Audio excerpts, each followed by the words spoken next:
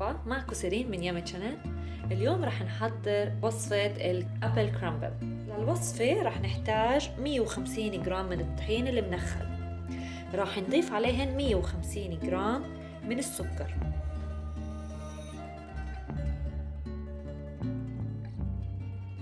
بعد ما اختلط الطحين مع السكر راح نضيف عليهن 120 جرام من الزبدة، بدنا اياها تكون باردة كتير.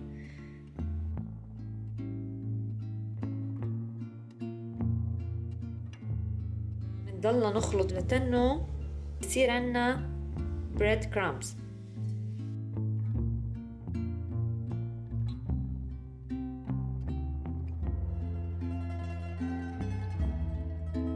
بعد ما كونا البريد كرامز بنغطيهن بتنقلوهن على البراد لمدة ساعة.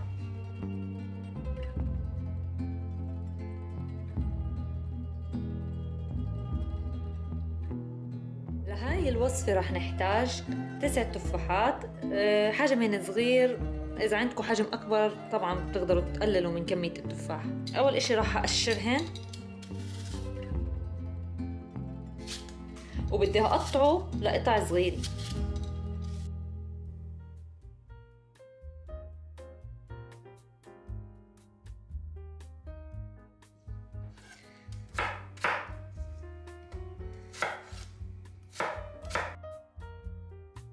راح أضيف 30 جرام زبدة،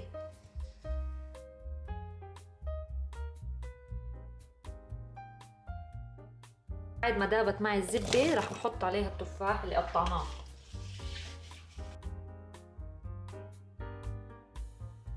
راح زيد عليهن حامضة، عصير الحامض، 4 ملاعق من سكر دمرار،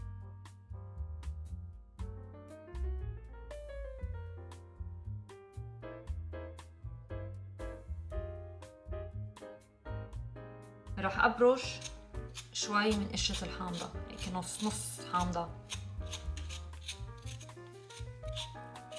طبعا هذا اشي اختياري، بتقدروا تضيفوه بتقدروا ما تضيفوهوش. وانا راح اضيف كمان ملعقة من القرفة، وراح اضيف الفانيلا كمان، هذا برضو برجع لكم، ملعقة من القرفة، ملعقة من الفانيلا.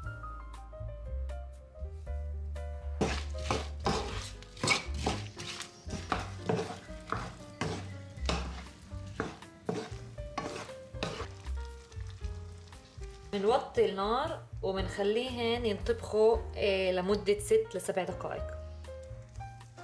بعد ما قمناها عن النار نتركها لمدة 10 دقائق، وبهذا الوقت احنا بنضوي الفرن على حم 200 سلسيوس. ندهن الصينية بالزبدة،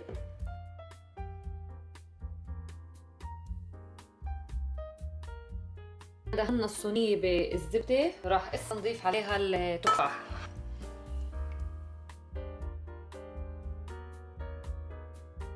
بعد ما وزعنا التفاح بالصينية راح نضيف عليهن البريد كرامز،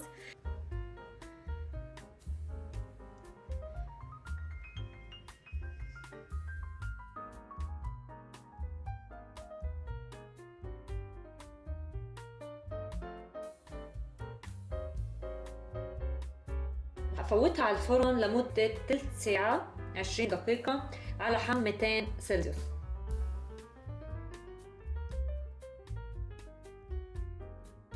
وبعد ما طلعناها من الفرن بنتركها ترتاح لمدة 10 دقائق وبعدين بنقدمها.